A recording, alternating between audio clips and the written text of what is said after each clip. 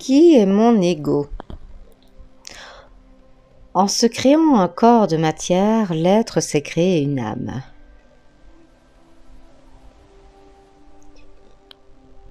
La croyance naît de la mémoire. En se créant un corps de matière, l'être s'est créé une âme, ce qui fait naître une dualité, conséquence de la séparation de l'âme et de l'esprit. L'âme représente le plan subtil du monde matériel, le côté émotionnel et mental de l'humain. Le plan est de laisser l'être humain avoir le libre arbitre, c'est-à-dire le pouvoir de choisir. Malheureusement, l'être est tellement descendu dans la matière qu'il a oublié qui il était véritablement. Un Dieu créateur, expérimentant la matière. La plupart des êtres humains ont oublié leur être car ils ont commencé à croire et penser qu'ils étaient leur mental. Le mental est principalement de la mémoire. Il enregistre toutes les expériences. Nous avons besoin de notre mémoire pour véhiculer sur Terre, se souvenir de notre nom, écrire, calculer, conduire.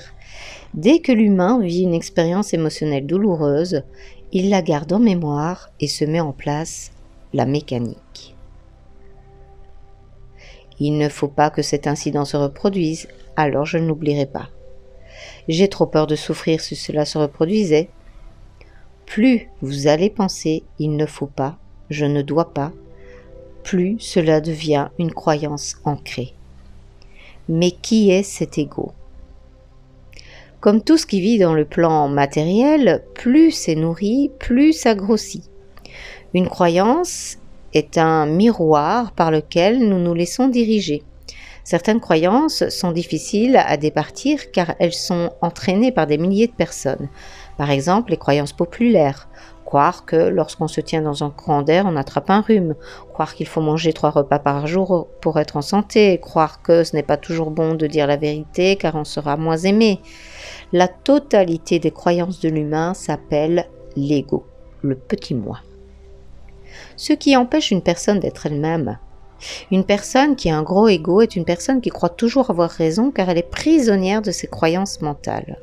En croyant qu'à son propre mental, elle se ferme aux conseils des autres et à tout ce qui est nouveau. Il est donc important de prendre conscience de tes croyances car tant qu'elles demeurent inconscientes, elles dirigent ta vie et tu les alimentes sans t'en rendre compte. Quand tu arrêtes de les alimenter, elles redeviennent un mémoire disponible selon tes besoins. Pour pouvoir en prendre conscience, il est important de regarder les peurs qui t'habitent, car une croyance est toujours reliée à une peur. Chaque fois qu'une personne est dirigée par une de ses croyances, elle n'est pas maître de soi. Une personne commence d'abord par vouloir quelque chose qui vient de son intuition. Ensuite, elle éprouve du désir avec son corps émotionnel. Elle utilise son corps mental en se référant à sa mémoire pour trouver des moyens de manifester son désir. Elle utilise son corps physique pour faire des actions concrètes. C'est de cette manière que peut se manifester un besoin dans le monde physique d'une façon harmonieuse.